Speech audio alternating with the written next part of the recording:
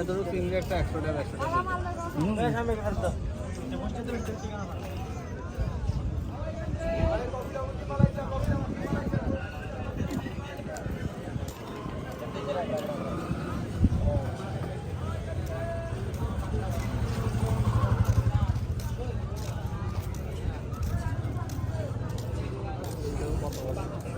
দেখি কি আছে কোনটা, এটাই দেখি।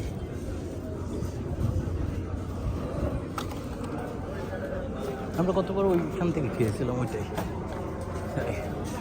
দেখেন কোনটা নেবেন।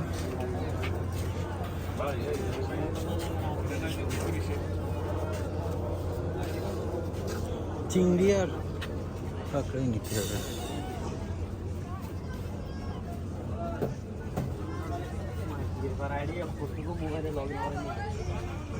এত ফ্রাই করা আলাদা নিতে হবে। এটা করা যাবে না, আলাদা নতুন করে দিবে। অবশ্যই আছে, বললে কি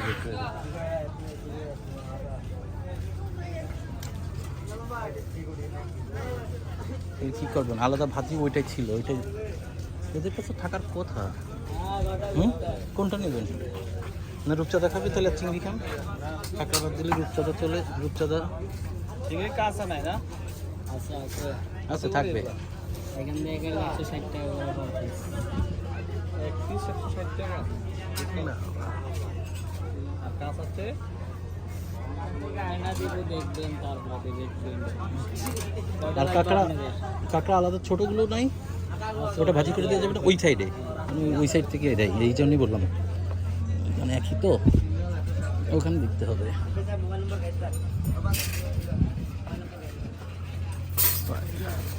আলাদা ওই সাইড, ওইখানেই আছে। এই যে ভাজি করে দেবে, এটাই দেবে তো, কিন্তু আলাদা করে দেখতে হবে।